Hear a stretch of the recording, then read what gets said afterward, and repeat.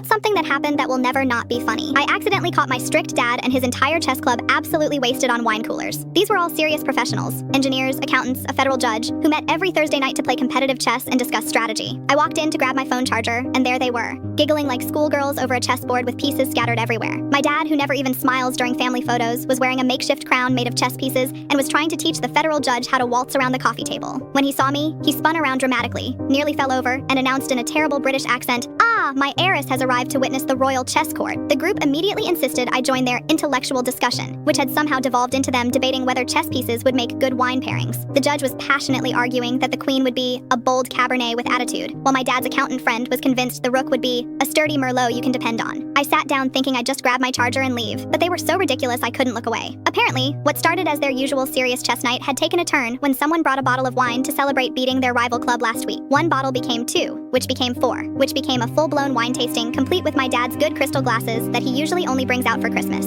The chess tournament had been abandoned after the second round when my dad's opponent, a normally uptight engineer named Harold, started moving pieces based on what the wine was telling him, rather than actual chess strategy. Harold was now lying on the floor, staring at the ceiling, explaining to anyone who would listen why he thought pawns were the most underappreciated pieces in the game of life, just like a good Pinot Grigio. My dad, meanwhile, had appointed himself the wine master of chess, and was giving increasingly nonsensical commentary on games that weren't even happening anymore. And here we see the knight making a bold move toward the kitchen for more cheese, he announced to no one in particular, swirling his wine glass like a sommelier. The federal judge, who I'd only ever seen in his intimidating black robes, was now wearing my dad's reading glasses, and insisting they helped him see the terroir in each chess move. He kept trying to stack pieces on top of each other to create wine bottle formations while giggling uncontrollably. 3 hours later, we were all crying, laughing, as my dad's best friend, a usually stoic tax attorney, tried to explain why he thought the chessboard was like a vineyard where each square represents a different grape variety, while hiccuping so hard he could barely speak. The night reached peak absurdity when they decided to have a chess piece wine tasting. Harold did an interpretive dance as a bishop, moving only diagonally while describing notes of oak and dignity. The judge performed a dramatic monologue from the perspective of a captured pawn, comparing it to a young wine that died too soon. My dad, still wearing his chess piece crown, did a stand-up comedy routine about being a king who just wants to age gracefully like a fine Bordeaux. By midnight, they were all passed out in various positions around the chessboard. Harold was curled up under the coffee table, clutching an empty wine bottle. The judge was sleeping in my dad's recliner with chess pieces in his shirt pocket, and my dad was snoring on the couch, still wearing his makeshift crown. I took pictures of everything. The next morning at breakfast, my dad shuffled in looking like death, saw me grinning, and very seriously said, "About last night's chess strategy session," before we both completely lost it. He made me promise never to show the photos to my mom, but every few months I'll text him one, and he'll respond with crying laughing emojis and delete that immediately. My mom still has no idea why I suddenly got so interested in chess strategy.